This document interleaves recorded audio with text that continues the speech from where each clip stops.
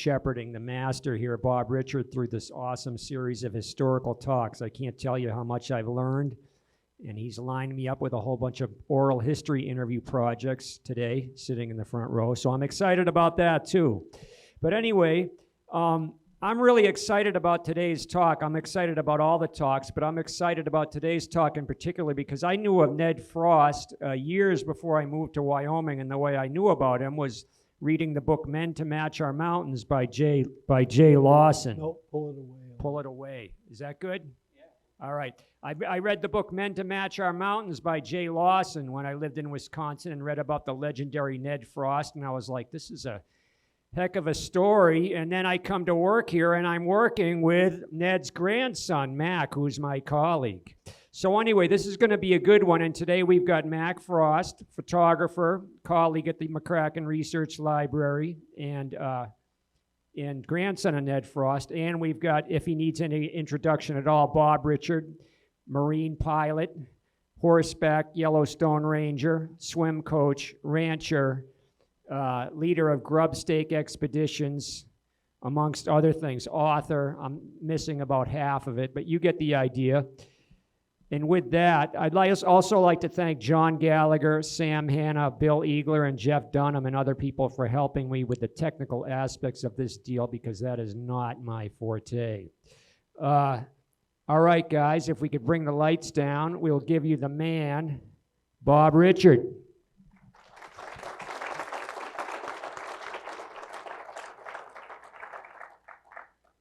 Eric likes to make me feel really old, but I'll get even. Oh, thank you. Mr. Dallum, who was 3 years old when I would take you up the rope tow between my legs to get you up there. You want me to tell stories about Mr. Dallum? Anyway, I got up this morning about 4 o'clock and went through digitized photos of Ned Frost that none of you have seen, trying to be sure that I got the best of the best for today.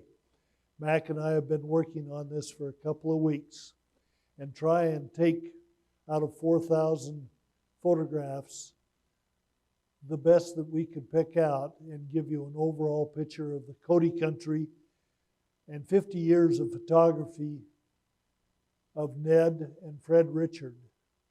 And Ned was the photographer, and he put a camera in my granddad's hands when they were partners. But we have had all these photographs that nobody's seen. Jack Richard, my dad, got his hands on a few from Ned while he was still alive. But what you're going to see today, with the exception of one photograph, has not been observed by the public before. And bear with us. Mac is here so that when I tell you a story and somebody questions it, I'll say, that's true, isn't it, Mac? And I expect the right answer. But if you have any thoughts or questions, try and save them for the last few minutes of our talk. And we'll get started. I have a mic on my lapel today, so I'm not bending over, and maybe it'll work better. This is from the Ned Frost collection, taken by Ned and Fred on different trips to Yellowstone and elsewhere. Jack Richard collection, we have a few out of Dad's collection. And the first time that you've seen some paintings by W.R. Lee, when he was a guest at the ranch for 10 summers. And my Uncle Will Richard, who was a taxidermist here, learned to paint under W.R. Lee. And Will's paintings and use of colors are very similar to W.R. Lee's paintings. In fact, people think that they're Lee paintings, but I have about 15 in my house done by Will Richard and a couple of W.R. Lees. But the interesting fact is people will look and say, oh, they're all Lees. And I said, no, they're not. But anyway, we'll look at some of those today. Now, look up at this, and this looks like Ned's father. And I thought it was for years, but that's liver-eating Johnson taken in about 1897 or that era when he was hunting here. Not a bad elk.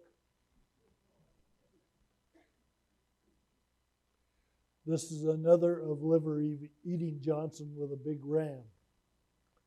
These are some that we found in Ned's collection. This is Ned and Malin Frost, Ned's father, on a hunting trip in probably around 1900. Notice they were still hunting with dogs. This is Malin Frost, Ned's father, with dogs and a mountain lion.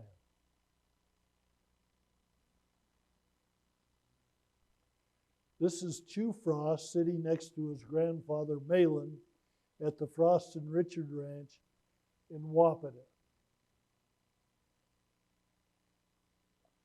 This is the Frost Ranch out by the Hoodoo, and they still have a sign saying Frost Ranch. And the Frost Ranch was not only a ranch, a hunting ranch, but it was also a stage stop going to Meeteetse. And we had many writers that wrote the Virginian and other books would sit around and listen to the stories and write their books at the Frost Ranch.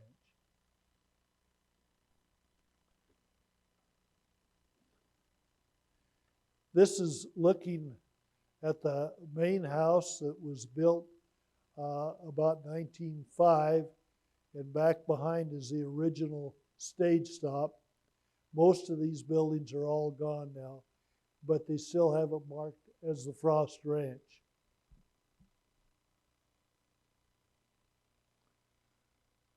Looking down, you can see the cattle as they're waiting to get out the gate, and this is where the road goes in to the Frost Ranch.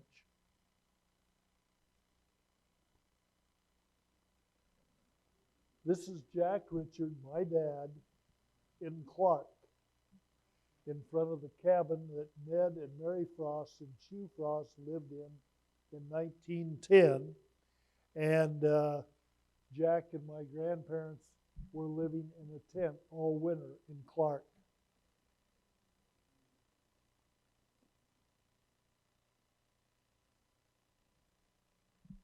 If I press the right button, we'll get there.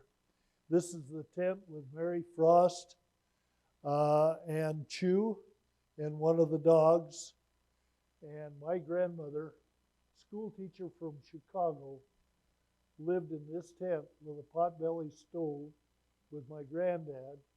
And Ned and Granddad trapped 300 coyotes, 90 wolves, plus cats and other small fur-bearing animals, which they succeeded in cashing in on bounties and selling the pelts. And the girls at the end of the winter made very clear they were not going to winter another winter in Clark.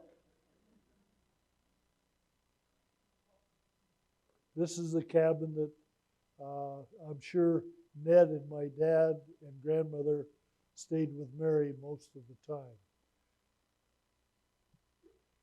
This is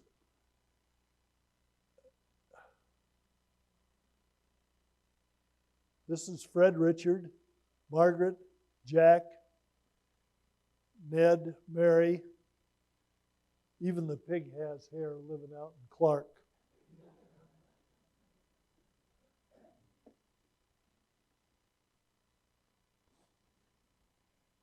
Notice the blanket on the cow,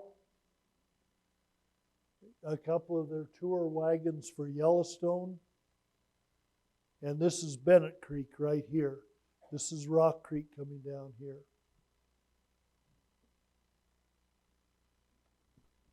This is taken in Cody, Ned, Mary, and Chew on Salisbury. This is a house they had in town And when they moved back from Clark, they had this house till they got the ranch house built up in Wapita. Mary with Chew in her arms, and my dad standing next to her. This is some of the pelts that they trapped that winter. But can you imagine not only trapping them and running trap lines, but having to skin them out, stretch them, and put them on stretcher boards? And I don't think they showered every day. And how a nurse from Chicago, a sister to my grandmother, and a school teacher put up with that. They had to be pretty tough women. And later, next fall, I'll probably talk about some of the women that came out from back east and tried to tame some of these old cowboys and trappers. And that'll be an interesting talk. Granddad had commented that he never saw the cabin where they were living during the daylight, because he'd take off before dawn to go out and run the trap line, and he'd get back after dark. And it was just constant work there for the better part of a year to get all those coyote pelts and wolf pelts and whatnot. But they made enough money that they were able to buy the ranch and build the ranch house and set up in the Wapiti Valley. So, pretty neat. This is the ranch house that was built by Fred Gale, and it was finished in 1911. And it had 9 bedrooms, and they had cabins off to the side. But this is where they picked people up at the Burlington Cody Inn, brought them here for their first night of a 18-day trip to Yellowstone. And they were self-contained for 18 days doing the Grand Loop of Yellowstone. And they did 3 trips every summer, starting in 1905, 1906. This is another photograph looking to the northeast with the barn. And this is the ranch house over here. This is one of the cabins where Ned and Mary lived. This building was a wash house that was moved up from Cody, and it's the only building still standing up there. And this is Copperleaf today over here, where all the stacked straw is. But it gives you an idea of the changes. That's Black Mountain, Rattlesnake down here. You can even see the old burn from Porcupine Needle and Still that burned during Prohibition.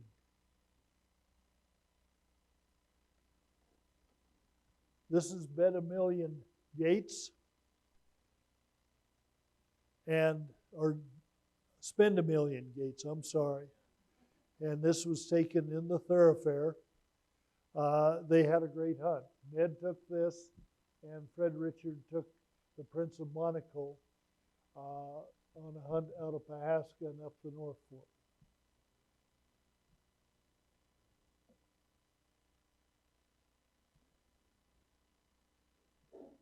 This is Fred, Ned, and I haven't been able to identify him. Notice their Dutch oven cooking, Dutch ovens, mountain sheep heads, elk, grizzly bears, more elk, some deer. And Looks like a pretty successful hunt. You'll also notice that Ned is holding a string, which comes down here around the axe head and comes off in this direction to the camera. And so what he's doing is he's pulling the string, tripped the shutter, and this is a early version of a selfie.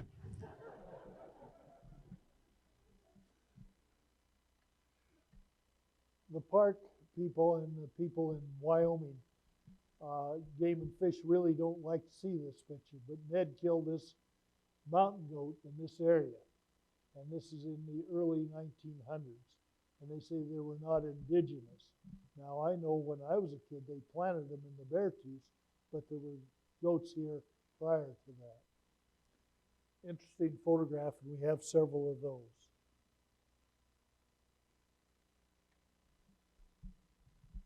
Does anybody recognize that? I believe it's Pelican Cone. Not Pelican Cone. Ishua Cone. This is Ishua, and over here is Pass Creek.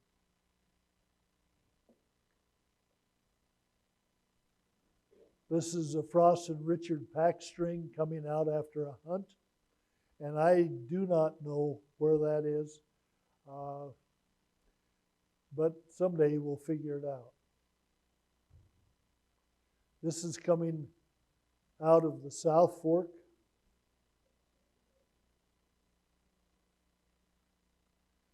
Another part of the pack outfit coming out after a successful hunt. They're way up high and still haven't identified where that is, but Frost and Richard hunted on top of the mountains, and they were very successful with all types of game, but mountain sheep were one of their primary types of hunt.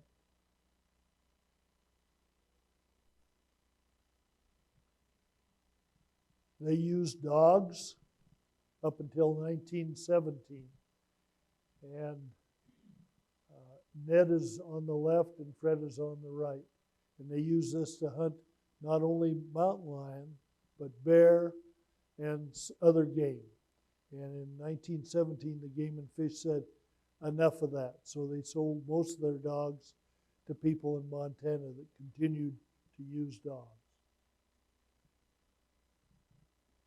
They also took Pope and Young on a hunt in British Columbia. And they put horses on a train and took them up there and went into British Columbia. And my biggest memory was... Sorry about that.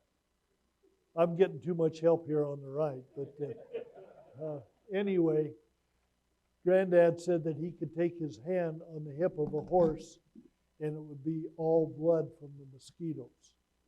And they took the horses, got them on a train, sent them back to Cody, and they used Indian guides. And if you look at the photograph, that's the wrong one. That one. You can see that the Indian guides were packing 200 and 300 pounds on their backs. And that's on a river in British Columbia. Okay, you can click the next one unless you wanted to talk about something. No, we're good. Okay, this is Howard Hill. He was a renowned archer, one of the world's best. He was in many movies. He wrote a book. He spent a year here, winter and summer, hunting and shooting everything with a longbow that he made. And wow. We have film showing his hunts as well as the still photographs. We probably have 40 to 50 photographs in Ned's collection that have yet to be seen. Okay. This is my grandmother, Margaret, and that cat had been eating her chickens, and she got even, and one of the dogs that was with her. This is one of my favorites. This is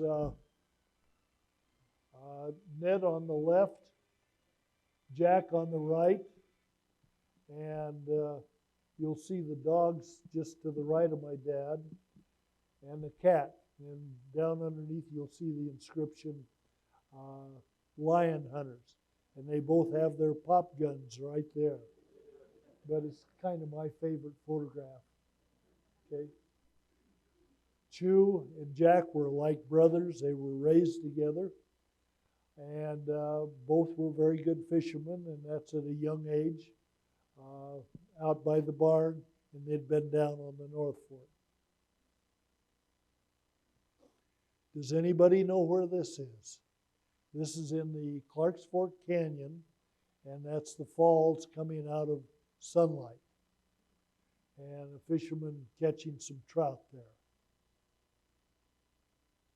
This is a map showing from the ranch in Wapita up through the park and all the different campsites. And their first entrance was on the 1st of July or the end of June.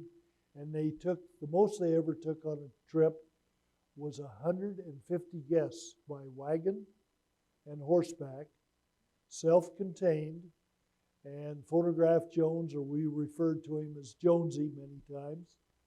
He was the cook, and they took everything with them for 18 days. I think that's phenomenal. I had trouble when I had one family in a Suburban over the 40 years that I did tours. But I've found most of their campsites, and we'll see some of them as we proceed. This is Buffalo Bill with our Aunt Mary at the ranch and with some guests that he brought up. He also helped to recruit the Prince of Monaco and Spend a Million Gates and others that were his guests that he turned over to Frost and Richard to guide. But there he is at the ranch with our family, and he visited most often on the North Fork on his way to Pahaska. And this gentleman here, looking directly into the camera, is Fred Garlow Sr., who was married to Irma. This is the one photograph that came out of Dad's collection that's Ned's photograph, with Jonesy feeding the bears back in the early 1900s. We'll show you more of that kind of activity. Okay. This is going up over Sylvan Pass on the 30th of June. That's the cook wagon. This is coming up off the Corkscrew, and that's one of the types of wagons. They had to borrow wagons to get everybody to the park when they had a large group, and they borrowed horses, and they borrowed drivers. It was quite a challenge to get enough people to drive and run the camp crew as well as the crew taking people into the park. That's the old Corkscrew that was there till 1919, and then they put in a rock concrete arch Corkscrew. This is one of the trips with Frost and Richard.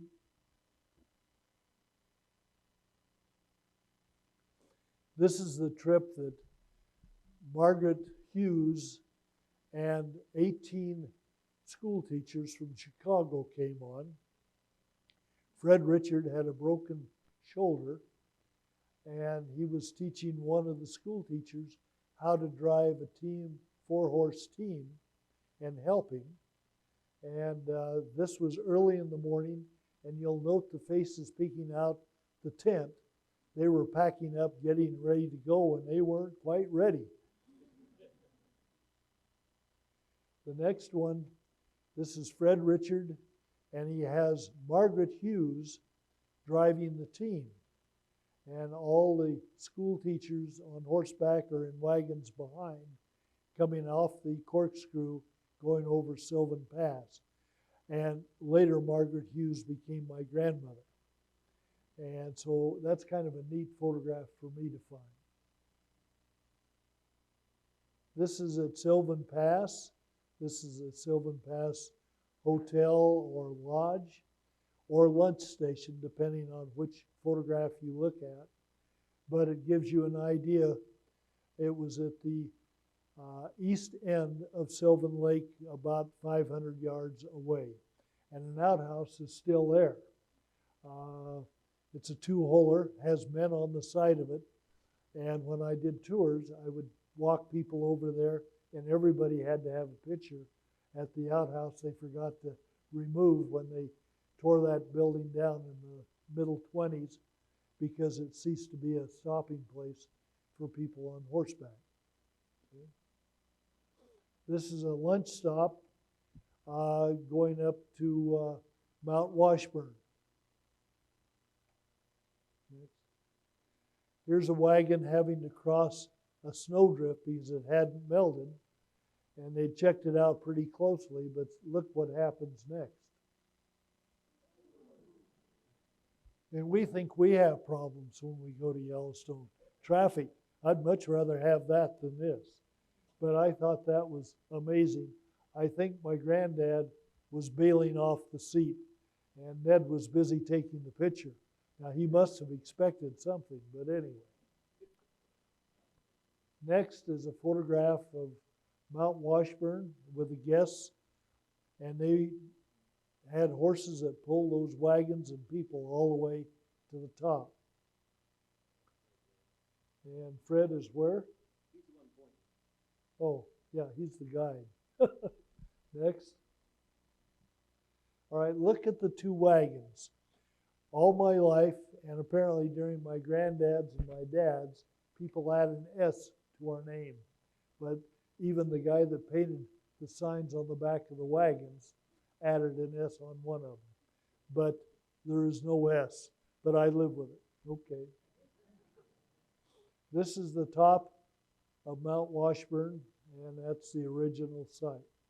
Ned Frost is on the right. This is on one of their trips. Ned is in the center. Jonesy is to his left in the white outfit, and Shorty Kelly, who was their horse whisperer, wrangler, and guide. And we've gathered over 50 photographs of Shorty Kelly breaking horses and what have you, but we didn't add them here. Okay. This is a photograph at Paradise Glen. Now, Paradise Glen is just above the Chittenden Bridge on the Yellowstone.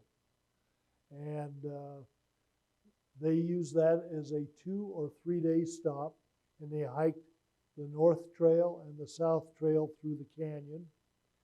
And that was Granddad's favorite place to camp. They turned their horses out over the hill there, and they ate lots of grass. When we had the Prince of Monaco here, the great-grandson in, I can't remember, back in 1990. Sometime in the 1990s. Was his first trip, and then he's been here 3 more times. But we had it wasn't Xanterra, it was Yellowstone Company, rolled out a red carpet, had china, had crystal, and they served the best lunch I ever had in Yellowstone Park, right there.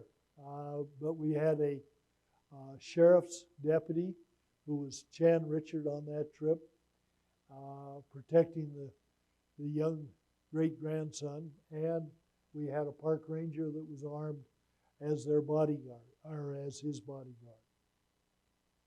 This is dinner at Paradise Glen, and that's, everybody had their own stool. They put out the tables, but they had to keep their stools, or they were with their tents, but they had to bring them to the table to eat. Check out the hats. They didn't want to get sunburned. Not cowboy hats. And look at the men. I mean, they had cravats and the whole bit. They were dressed to the nines. This is their camp on Yellowstone Lake, looking east at Mary Bay, and this is just east of Indian Pond. And that was another favorite of my granddad's. And I found some teepee rings in that area, so it was used long before Frost and Richard. I bet nobody can recognize where that is. It hasn't changed much. They just got through paving it again, but that's there by Fishing Bridge. This is Morning Glory Pool, and the guests checking it out. This is over on Lava Creek on the north part of the park. Next. Mammoth headquarters. It's now, and then behind it, the headquarters was the enlisted quarters. and that's where the headquarters is now. And the front headquarters is now a museum, the Albright Museum. Next. East Gate. Ned Frost in 1917, he and Mary moved to town, and he started selling Studebaker cars, and next door was Aunt Mary's curio store. And so he was selling Studebakers, and this is parked in front of the East Gate. And it hadn't changed much when I was working at Lake. Once in a while they were short of people that collected the tickets and sold tickets. So I would go down and give somebody a vacation day and collect change. And I hated to have to make change and be sure that I didn't end up on the short end of the till at the end of the day. Next. This is on the 1st of July, and that is Ned's homemade photographic truck. He had a dark room in it. He mounted all kinds of things in there, tripods and what have you, to shoot movies. And he put a wood stove where the passenger seat was. And I have lots of pictures of that.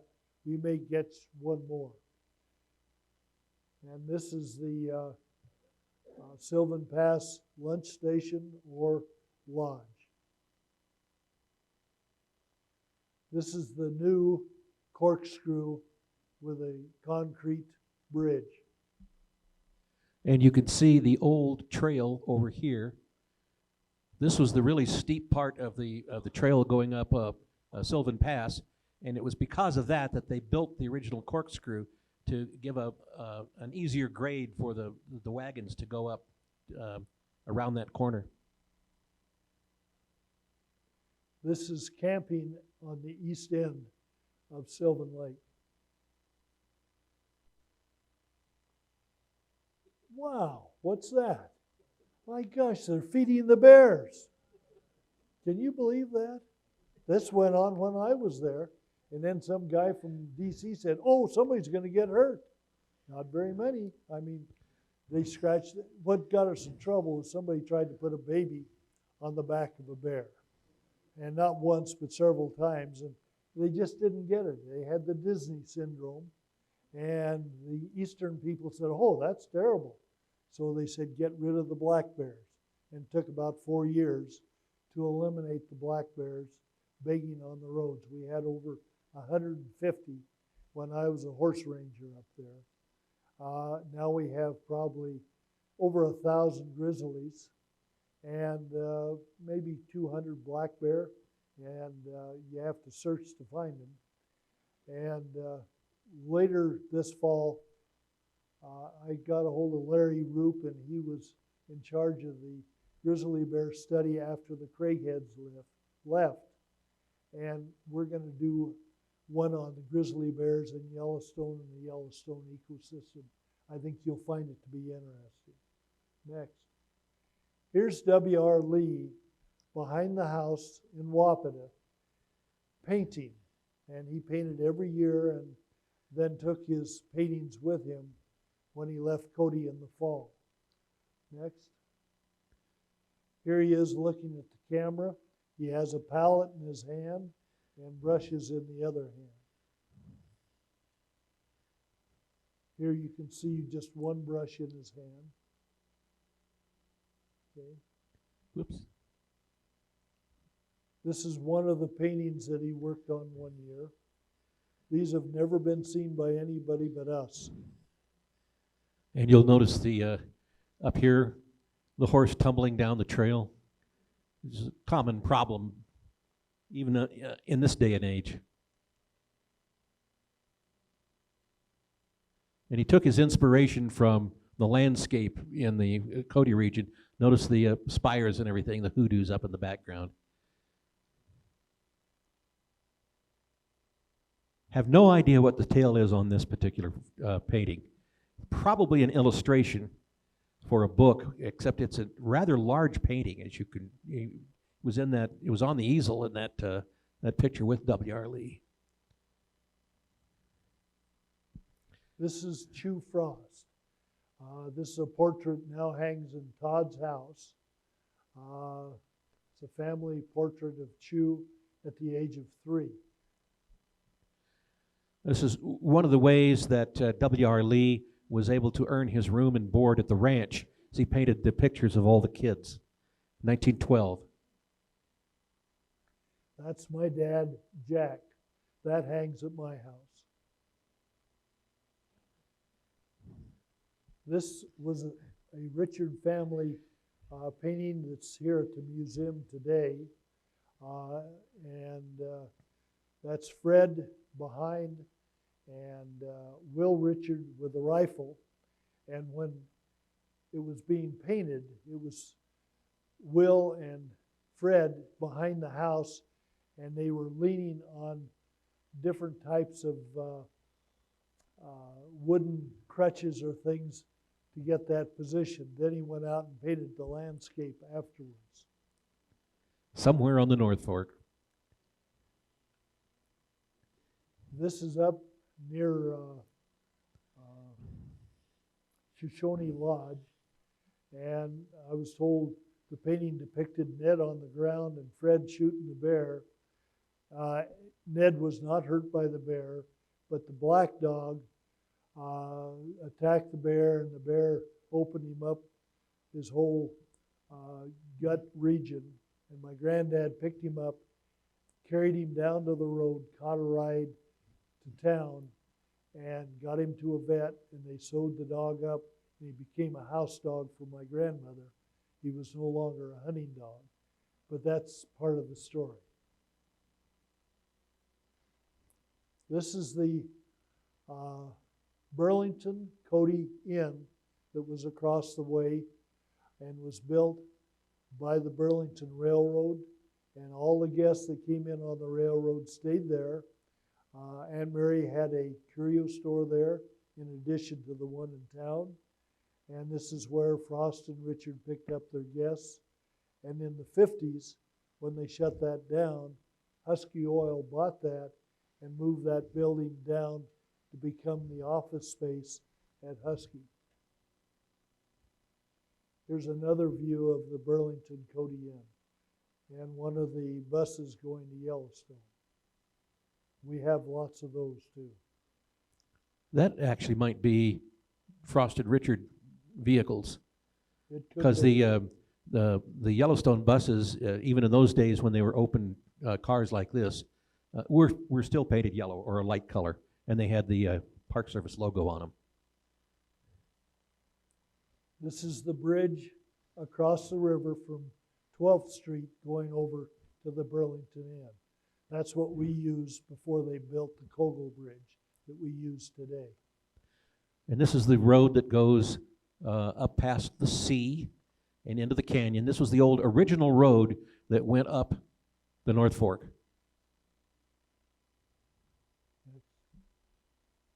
This is coming down the road from Cody to cross over to the Burlington Cody Inn. And you can see off at the background, there's the McCullough Peaks.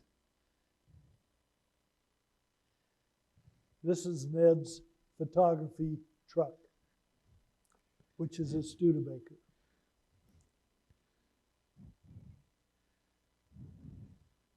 He had movie cameras, he had stills, and he inherited the first camera from a Frenchman that was hunting in 1896, and Ned was still a teenager when he got his first cameras, glass plates, in a darkroom. This is the Irma, and note the Christmas tree. We still had that in the 50s here in Cody. But for some reason they thought it was a traffic hazard. I kind of liked it. Well, traffic was a little bit lighter in those days. You can't see it very easily, but right here is an advertisement for Frost Curio, which was inside this area here. This used to be the open end of the veranda on the front of the Irma, and they closed it in, and it started out as Mary's Frost Curio Store, and now, of course, it's the Silver Saddle Lounge. And that's the front door you're looking at right there. Yeah.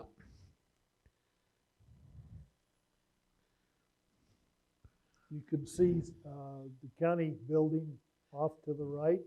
You can see tents. They used to rent tents out from the Irma, hardback tents, and they could put 2 big double beds in each tent. And again, you can see the ad for Ned Frost, and he was advertising both the curio store and his guide service. Notice the vines here growing up on the wicker, probably chicken wire and everything like that on the deck of the Irma, provide a little bit of shade in the morning. And this building out here in back was the Cody home. That's where Louisa Cody lived for most of her life, and she was still living there when she died. I think this is probably sometime between 1915 and 1920. Probably actually a little bit earlier than that, 1915 to 18. This is Kid Wilson with his new touring car, and he had the garage across the street where the Cody Theater is. Next. That's another close-up. Not a bad outfit for the 30s. Again, it's a Studebaker. This is Frost Curio next to the Studebaker garage. And if you look carefully in the glass here, you can see Ned reflection taking the photograph. This is Ned's garage, and somebody looking in on this truck. We might mention that this is now the Nichols building, and where the garage entrance here is, and this portion right here to the left of the right of the door is Western Realty. Courthouse, when they had the cottonwood trees. After I left in the 50s, they cut the cottonwood trees down. They were too old, and planted pine trees, which are really tall today. Next. The library, when it was in existence. Next. Well, before we go, here's the old Episcopal Church, which is now down next to the main Episcopal Church on 8th Street, and this is the parsonage. That's Ned and Mary Frost's house on Rumsey and 10th. This are the boys, Chew on the right, Jack and Bob, and then Dick and Jess were very unhappy that they weren't going to get to ride in the parade, but they're dressed for it. This is Chew and Jack graduating from high school, and I don't know the lady in between. This is the high school that was built in the 20s. And I spent 2 years in that school before we moved into the new high school. My dad graduated from that school as well. He actually did the artwork that of the old original entrance to the high school out in front, and that was used on the letterhead of the Cody High School when they wrote all their letters. And I would have attended school in that building in junior high, but they tore it down to build the new junior high building in between 6th and 7th grade, so I never got to be in it. Dad always said that there was the building had kind of separated, it just sagged in the middle, and there was a huge naval bolt in the middle of the building that basically held it together. And he said when he got bored, he used to sit there and count the threads on this immense bolt. which they used to make ships with. Hey, look at this. You can see that they were building the high school here. And to the right is the old red school. And that's where high school was before that was finished. That's where grade school was, too. And grade school and junior high, all in that little red schoolhouse. Over here we have the courthouse. Out in back of it was the sheriff's office and the jail. This was the sheriff's domicile. He did not sleep in the cells. But and here's the old Presbyterian church. This is the Irma Hotel.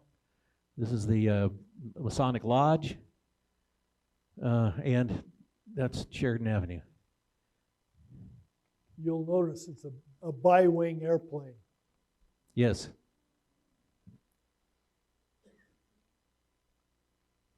Another aerial shot. You can see the rodeo grounds on the right. Whoops, sorry. Hit the wrong button. It's the rodeo grounds. The original rodeo grounds used to be out here. When they first started the Cody Stampede, we were out here, basically right out here on the parking lot of the Buffalo Bill Center of the West. Then they moved them out here, and then right after the war, this area all got developed as the Nielsen subdivision, and the rodeo grounds moved up here on the top of the hill, actually right about here.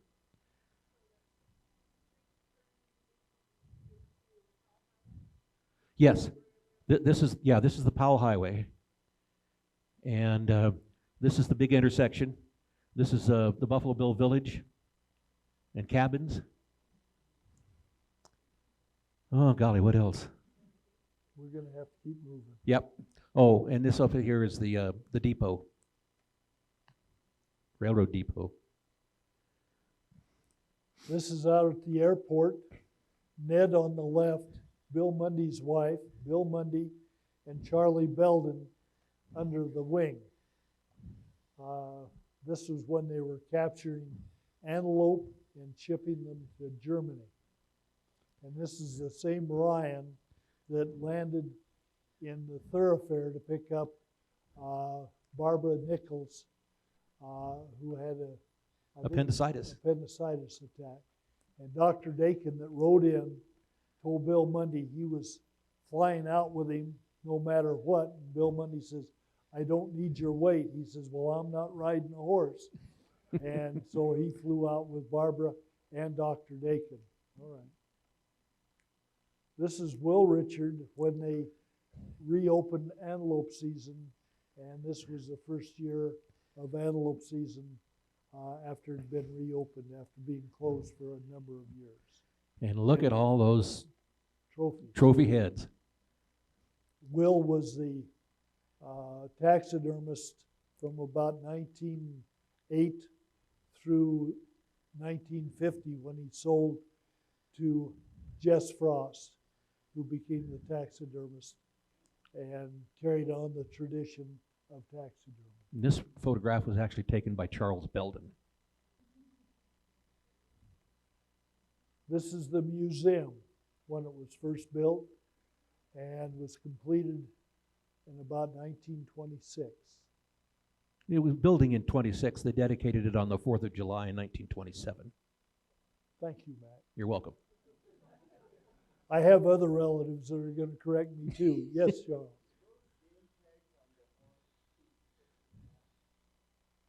We can look at it afterwards. Yes, I'm sure they were, but I don't know. Yeah, we can check it afterwards, okay? All right. Damaris Springs? Damaris Springs, this is where the swimming pool was and also the bronze boot. And you had to cross a very rickety, suspended bridge to get there. And Hilda, after her husband died, made darn sure us youngsters that were out there drinking were fed before we could go home so we'd get across the bridge and not have a problem. And I think all of you that are my age can remember that. Okay, next. This is another shot looking down. There was a full roof on the swimming pool, but the top part was open to breathe and let the bad gases out. I learned to swim there with Sheriff Blackburn at 6 in the morning. I could go on with more stories, but we're running out of time. So let's keep going. This is off of Cedar Mountain, looking down to the town of Cody. And I could tell you more stories, but I won't today, okay?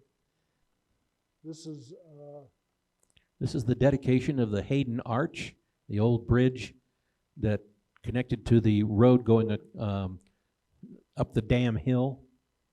And that's DAMN. and there will be a rededication of this bridge in 2 years, 100 years. Okay, next. This is in the canyon on the below the dam hill, and you can see the spray coming from the spillway into the canyon. That's the famous dam hill, and it was one way many places. And back before four-wheel drive and Jeeps, you didn't go up that hill if it was icy. Even when they sanded it, it didn't work. But we always stayed in town when it got bad, and we loved to take the muffler off the Jeep and drive down through there as a tourist. We're trying to come up and letting it backfire and scare them to death, and we thought, man, we're doing a good job. But anyway. And you can see the spillway is spilling right here, although not as much as it was in the other picture. And this is even before they built the powerhouse, which is right about here. Okay, this is coming out of the canyon with Sheep Mountain in the background and one of the Frost and Richard wagons on their way. Next. Tunnels, they're no longer there. Next. This is an aerial looking down at the dam and the spillway. And the road. Dam hill. This shows some of the housing and the people that live there to take care of the dam and the spillway and what have you. Next. Another shot of all the houses. And I could tell a story about when the rock slid and took the roof off, and the couple asleep at 11 o'clock at night watched the roof and the rock go over their house, taking the roof. They moved to town that night. This is looking up the Wapita Valley, looking west. Next. This is Jimmy Price, or we called him Jimmy Tuff, who was one of the men that worked with Fred and Ned, and they're taking trophies to town. This is a tractor, and they're working with barley or oats. And next. This is an overshot stacker stacking hay. Next. This is a buck rake bringing hay in front of the horses and putting it on the stacker. And the horses to the right pull the stacker up and drop it into the haystack. Next. This shows you the buck rake pushing it onto the stacker, and the horses are starting to pull the overshot stacker up to the man that's stacking the hay. Next. This is breaking down getting rid of the straw and getting the oats or the barley. This is a Absorka Lodge that Earl Crouch built when he came back from Alaska. Next. This is, we call this the monkey smoking a cigarette, but here they call it the King of Ireland. And this is up by the corrals at Gun Barrel Creek or Absorka Lodge. Next. And there you're looking at a hole in the rocks that Bill Mundy flew his airplane through. Next. This is the Blackwater Arch from the south, as is this picture. Can you imagine flying a plane through that? Not me. Next. This is Buffalo Bill's Lodge at Pahaska. Next. Ned was sharing his camera, his movie camera, with a local lore. Next. Again, a sow and her cub. Next. Oops, there's those begging bears. And they used to try and tell us they'd only been begging for a few years, but trust me, we know different. Okay. Here's Ned getting a rest on top of a mountain. And I don't know where, but you can bet he's on the highest peak.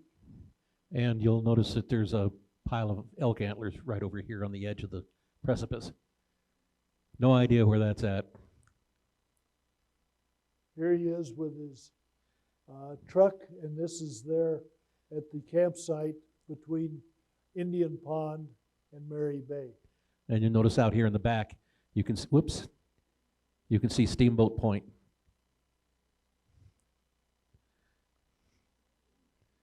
This is another advertising photo for Studebaker cars. And the hill was a little steeper at Dead Indian at that day. Yeah. This is a little bit of photobatic legerdemain here. He actually tilted the picture just a little bit to the right to increase the steepness of the ground. It's not really that steep there, but it sure does look like it. It was to me when I was driving. Boy, no kidding. Another shot selling his cars. Next.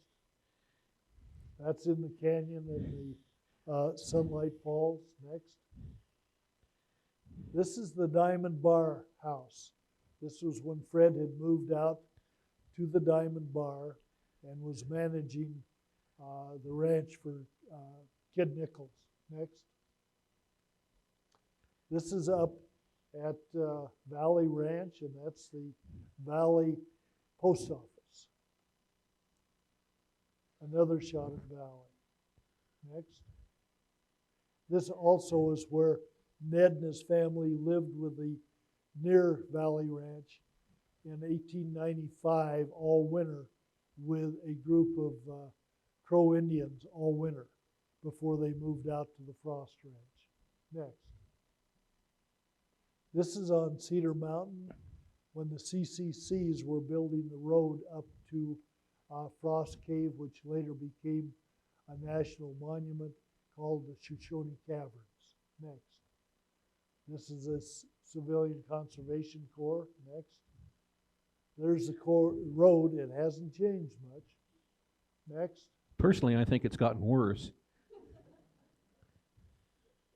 And that's the crew again working on it. Next. This is the dam on the Wind River before it enters the Wind River Canyon. And that dam, there's very little of it left, but that's in the Wind River Canyon as you enter from the south. And here's the tunnels. This is going over Togety Pass, and Aunt Mary is standing outside looking at the road, and there's chains on the back wheels of the car. They were headed to Jackson. This is Jackson from the top of the mountain, looking down at the town of Jackson. And here's the rodeo grounds for Jackson. Let's see, this would be the main, this is the square, the Cowboy Bar, and the National Elk Refuge out here. This is when Chew Frost was doing a mountain sheep study in the late 30s, and the family, and taken in Jackson. Now this is Chew, this is his wife Bert, this is Bill, or Billy as we called him, my grandmother Mary, my father Jess Frost, and that's Bob Richard, Jack's younger brother, for whom our Bob is named. This photograph is where people in Denver claim that Buffalo Bill's buried. Now, we're going to have another talk next time and let you decide where you think he's buried. But that, Margie and Mike Johnson are going to help me with that talk next month. And thank you. I'm sorry we ran over, but those of you that want to stay, I will answer questions. But Mac will have the real answer. Okay? Ha ha. Thank you.